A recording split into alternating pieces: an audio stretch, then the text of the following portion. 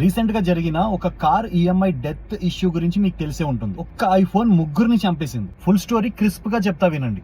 10th class లో 92% తెచ్చుకున్నాడు and NEET exam కి ప్రిపేర్ అవుతున్నాడు. ఆ అబ్బాయి ఫోర్స్ చేసి మరి వాళ్ళ ఫాదర్ నుండి ఒక ఐఫోన్ కొనిపించుకున్నాడు ఈఎంఐ లో. ఇక్కడ ఈఎంఐ చాలా ఇంపార్టెంట్, ఈజీ మంత్లీ ఇన్స్టాల్మెంట్ చాలా ఇంపార్టెంట్. ఐఫోన్ అయితే కొనుక్కున్నారు ఈఎంఐ లో, కానీ ఆ ఈఎంఐ కట్టడానికి డబ్బులు లేవు. వాళ్ళ ఫాదర్ యాక్చువల్ గా ఒక ట్రక్ డ్రైవర్, అంటే ఇప్పుడు పెద్ద పెద్ద ట్రాన్స్పోర్టేషన్స్ ఉంటాయి కదా, ఇంపోర్ట్ అండ్ ఎక్స్పోర్ట్ చేస్తుంటారు స్టేట్ టు స్టేట్.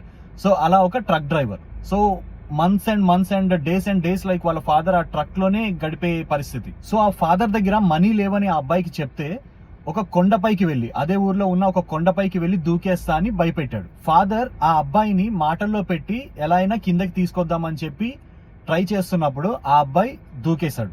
వాళ్ళ కొడుకును కాపాడుకుందామని ట్రై చేస్తూ వాళ్ళ ఫాదర్ కూడా స్లిప్ అయి పైనుంచి కింద పడిపోయాడు. ఇదంతా అక్కడే ఉండి చూస్తున్న వాళ్ళ మదర్ ఒక్క సెకండ్ కూడా ఆలోచించకుండా వాళ్ళిద్దరు తర్వాత వెంటనే దూకేసి తను కూడా చనిపోయింది. సో ఒక్క ఐఫోన్ వల్ల ఒకరి తర్వాత ఒకరు ముగ్గురు ఫ్యామిలీ మొత్తం కొండపై నుండి దూకి చనిపోయారు. ఈ విషయంలో అసలు తప్పు ఎవరిది?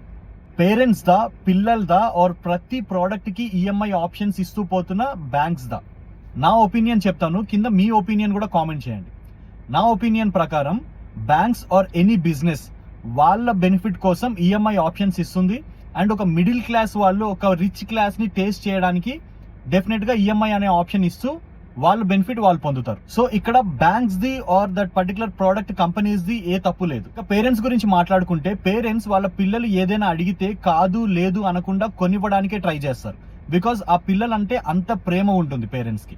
ఇక్కడ పిల్లలు ఒకటి ఆలోచించాలి ఎప్పుడైనా సరే, అసలు ఫ్యామిలీ సిచ్యువేషన్స్ ఏంటి, ఫినాన్షియల్ కండిషన్ ఏంటి, ఫాదర్ ఎంత కష్టపడుతున్నాడు, మదర్ ఎంత కష్టపడుతున్నారు, వాళ్ళు మమ్మల్ని ఎలా పోషిస్తున్నారు, ఎంత కష్టపడి చదివిస్తున్నారు, ఇవన్నీ ఆలోచించి కుదిరితే వాళ్ళకి ఫినాన్షియల్ గా మీరు హెల్ప్ చేయాలి.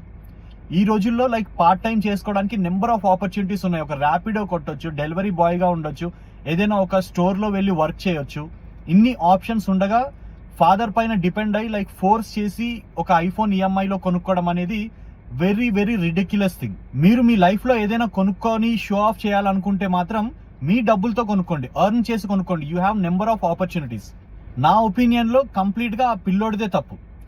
మీ ఒపీనియన్ ప్రకారం ఎవరిది తప్పు కామెంట్ లో చెప్పండి, మనం మాట్లాడుకుందాం.